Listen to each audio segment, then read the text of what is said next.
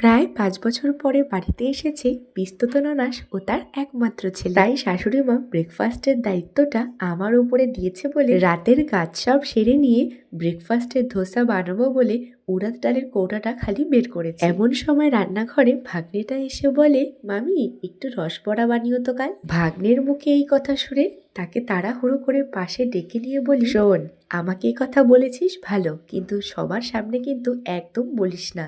কাল তোকে আমি দোকানে নিয়ে গিয়ে যা খেতে চাস তাই খাওয়াবো, কেমন? তাই আমার দেওয়া কথা রাখতে ভাগ্নিকে সন্ধ্যাবেলা নিয়ে গিয়েছিলাম চাউমিন মোমো খাওয়াতে। ভাগ্নিকে খাইয়ে বাড়ির সকলের জন্য নিয়ে গল্পের আসরে যেই সবাই বসেছি অমনি ভাগ্নেটা বলে, মামি একটু রসবড়া বানিও তো কাল। ভাগ্নের মুখে এই কথা শুনে ননাস থেকে শাশুড়ি সবাই এক বাক্যে বলে, হ্যাঁ বৌমা কাল বানিও। এদিকে এতজন মানুষের জন্য রসবড়া বানাতে হবে শুনে মনে মনে ভাবলাম ভাগ্নেটা আমায় বিপদেই ফেললো। কিন্তু পরদিন সকলের কথা রাখতে বানালাম রসবড়া।